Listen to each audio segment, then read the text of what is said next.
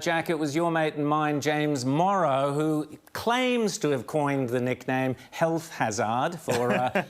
he probably nicked it from someone else. It was probably your idea, Jack. It was probably one of yours. But He's anyway. always stealing them. That's right. Oh, there goes my phone. Oh, no. Thanks, mate. Thanks. I've got to do a show on Sunday now. Anyway, Jack, you've got a great story on the Sky News website, which, of course, you look after. Pretty grim story. Talk us through it. Well, I think that the way that China and the World Health Organization has handled the coronavirus crisis will go down undoubtedly as one of the biggest scandals in modern human history.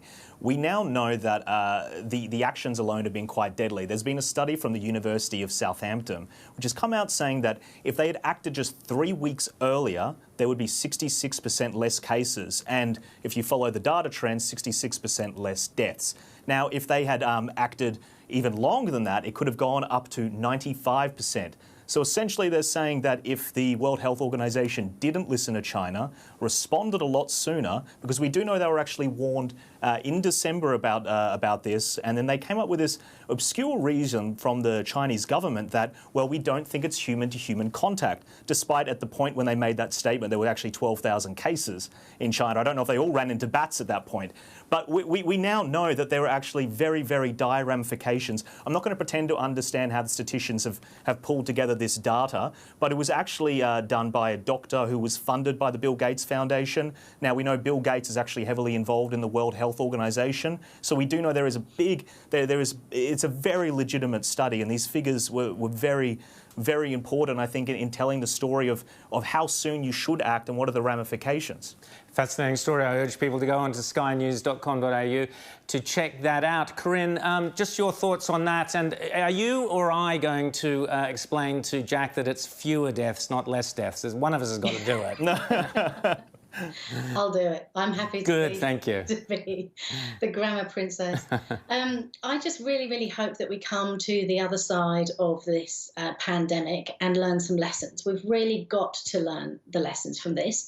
China lied and people died, and I know that's been a really popular hashtag flying around on social media, but we really have to wake up, and we have to learn some lessons, and we have to take something from this. It cannot be business as usual when we get to the other side of the bridge, as we keep talking about.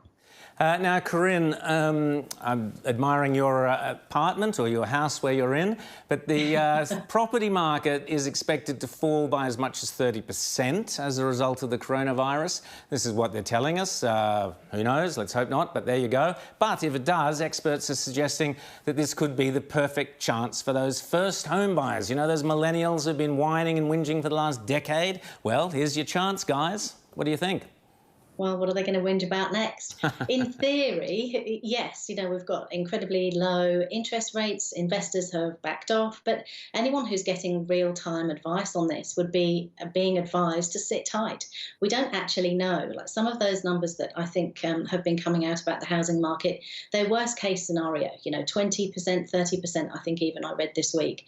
So at this point, if the numbers keep heading in the right direction and the curve continues to be flattened in the way that we appear to be seeing at the moment, I would really hope that property won't take such a dent as that, and we won't go near those figures.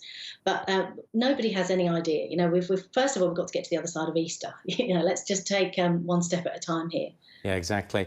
Jack, you'd be looking at moving into buying a nice pad in Marrickville or Newtown or somewhere like that, wouldn't you? That'd be nice and handy for work. I guess potentially if I had psychic powers, but I guess this goes back to the point, we don't know. And no matter how much of an expert you think you are, you simply don't know how this is going to play out, because the government might decide all of a sudden to extend the lockouts for another 6 months. The economic damage could be so disastrous that it could tank it even further. So the last thing that you should do if you're a young prospective home buyer is buy a property which is going to be devalued another 15% or another 20%, and then all of a sudden you owe the bank far more than you actually owe in your original investment. My advice would be to wait, and just wait until the volatility ends.